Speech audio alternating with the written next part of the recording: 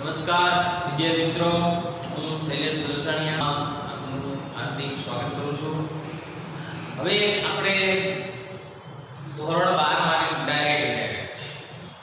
Direct indirect સ્પીચમાં આપણે કુલ 6 lecture પૂર્ણ કર્યા છે. આ છે 7મો લેક્ચર. છઠ્ઠા લેક્ચરમાં મેં તમને હોમવર્કમાં અમુક સેન્ટેન્સ છે તો કે મોકલેલા છે, જેનો હું અત્યારે જે હું સોલ્યુશન કરું છું એનું તમને ખ્યાલ આવે કે તમારા જે સેન્ટેન્સ છે કેટલા સાચા છે અને કેટલા ખોટા છે. ભૂલ હોય તો આપણે સુધારી શકીએ, બરાબર. ક્યાં આપણી ભૂલ પડે છે એમાં પણ ખ્યાલ આવી જાય તમને લોકોને. પણ આ એક વસ્તુ છે કે એની થોડી પ્રેક્ટિસ કરો તો તમને વાંધો ન આવે. તરત છે એ તમને આવડી છે. ઓકે, હવે અહીંયા છે 5 સેન્ટેન્સ. હોમવર્ક જે તમને આપ્યું એ જ છે 5 સેન્ટેન્સ. વ્યવસ્થિત તમે જે જવાબ લખ્યા છે એ જવાબ એ છે પેલા કમ્પેર કરી લેજો, સાથે તમે જવાબ લખ્યા છે એ સાથે જ રાખજો, જેથી કરીને શું છે કે તમને ખ્યાલ આવે કે આપણે ભૂલ કરી કરીને સુધારી શકે. પહેલું વાક્ય છે અહીંયા. પહેલું વાક્ય છે કે હાર્દિક said to Mohan, I can't do this. Hardik said to Mohan, I can't do this. હવે આ વાક્યને આપણે ઇનડાયરેક્ટ સ્પીચમાં ફેરવીએ છીએ. સૌપ્રથમ શું છે કે રિપોર્ટર કોણ છે તો કે હાર્દિક. ઓકે, સેડ ની જગ્યાએ આપણે શું મૂકશું? ટોલ્ડ. બરાબર. લિસનર કોણ છે તો કે મોહન. બરાબર. પહેલા આવશે હાર્દિક ટોલ્ડ મોહન. હાર્દિક ટોલ્ડ મોહન. સંયોજન તરીકે શું આવશે? ધેટ. બરાબર. સંયોજન શું આવશે? ધેટ. હવે આ આઈ કોના માટે વપરાયેલું છે તો કે હાર્દિક માટે. કોના માટે છે? હાર્દિક માટે. તો અહીંયા શું આવશે? ડાયરેક્ટ હી. કારણ કે આ કર્તા વિભક્તિ છે તો હાર્દિક ની કર્તા વિભક્તિ શું થશે? હી. કે નું થઈ જાય કુલ, પણ ક્યાં કાંડ છે એટલે આપણે શું લખશું? કુડન્ટ. અથવા કુડન્ટ લખો તો પણ ચાલે. That he couldn't. ડુનું ડુ જ રાખવાનું છે. શા માટે? આગળ મોડલ ઓક્સિલરી આવી ગયું. એનું આપણે શું કર્યું? કુડ. ડુનું ડુ અને ધીસ નું થઈ જાય ધેટ. અચ્છા, પૂર્ણ વિરામ. ઓકે, એ જ રીતે આપણે બીજું સેન્ટેન્સ જોઈએ છે કે વિવેક said to Virat, I am listening music now. I am listening music now. Reporter કોણ છે? વિવેક. તો વિવેક told વિરાટ. વિવેક told વિરાટ. સંયોજક શું આવશે? ધેટ. સંયોજક શું આવશે? ધેટ. હવે આ કોના માટે વપરાયેલું છે તો કે વિવેક માટે. તો અહીંયા શું આવશે? હી. બરાબર. આ કોના માટે છે? વિવેક માટે. અહીંયા હી આવશે. હા, અહીંયા એની સાથે શું થઈ જાય? વોઝ થાય. તો હી સાથે શું આવે? વોઝ. બરાબર. આપણે કીધું કોષ્ટકમાં એની સાથે શું થઈ જશે? વોઝ. He was. પછી લિસનિંગ ટુ તો આઈએનજી વાળું રૂપ કોઈ દિવસ ફેરવવાનું નહીં. લેમ નામ રહેશે લિસનિંગ. મ્યુઝિક નામ શું થઈ જશે? ધેન. બરાબર. શબ્દોમાં ફેરફાર કરવા પડે. નામ ધેન, ધેન ધેન. શબ્દોમાં પણ આપણે ફેરફાર કરવા પડે છે.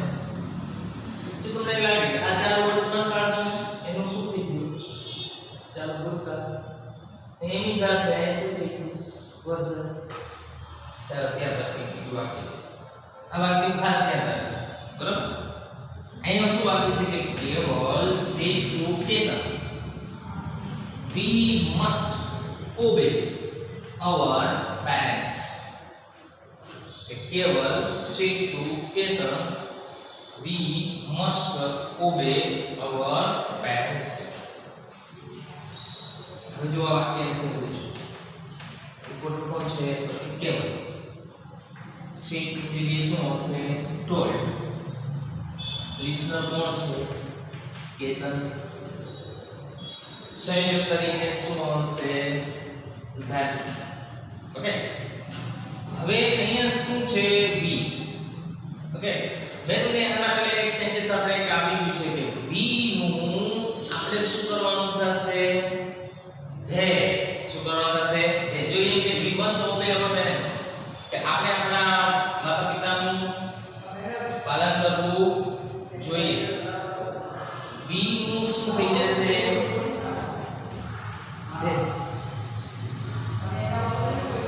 they બરાબર we નું શું થઈ જાય they must obey નું obey જ રહે શા માટે એની must છે આગળ મોડલ ઓક્સિલરી છે એટલે obey નું obey our ના we નું શું થાય our એટલે we ની શબ્દ વિભક્તિ છે our તો they ની શબ્દ વિભક્તિ શું થઈ જાય કારણ કે we ની જગ્યાએ આપણે they મૂક્યું છે ને we નું they થઈ જાય તો they ની શબ્દ વિભક્તિ શું થઈ જાય their એટલે they own બરાબર they must obey their parents they must obey their parents ચલો એના પછી વાક્ય જો કદાચ તમે જે વાક્ય જે લખ્યા છે કમ્પેર કરતા જાઓ એ વાક્ય છે કે રાજ say to Rahul I will help you tomorrow Raj told Rahul સંયોજક શું હશે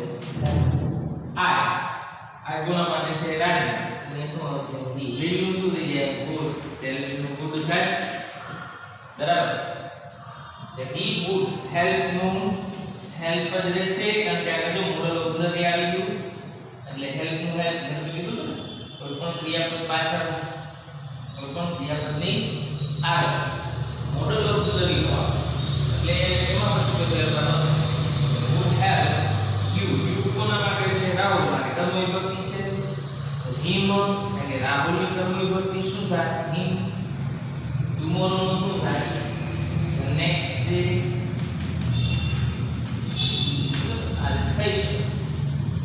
એના પછી કોણ બોલે છે રાકેશ વાક્ય શું છે Rakesh say to Pooja I have completed my work તો રાકેશ told પૂજા સંયોજક શું હશે that I કોના માટે છે રાકેશ માટે he have નું થઈ જાય had he had completed this અને કે પૂર્ણ વર્તમાન છે has plus v તો એનું શું થઈ જાય had plus v પૂર્ણ વર્તમાન કાઢો had completed my કઈ વિભક્તિ છે તો સંબંધ વિભક્તિ કોના માટે છે રાકેશ માટે રાકેશની સંબંધ વિભક્તિ શું થાય કે his ઓકે આ રીતે તમને પાંચ સેન્ટેન્સ ની જે આવ્યા હતા તમે લેખા છે તો કમ્પ્લીટ કરી લેજો ક્યાં તમારી ભૂલ થઈ છે બરાબર એ ભૂલ સુધારી નાખજો બીજી વાર એ ભૂલ ન થાય એનું ખાસ ધ્યાન રાખજો ઓકે આજે તમને જે હોમવર્ક આપ્યું હતું એનું સોલ્યુશન માટેનો આ લેક્ચર હવે અહીં સુધી રાખીએ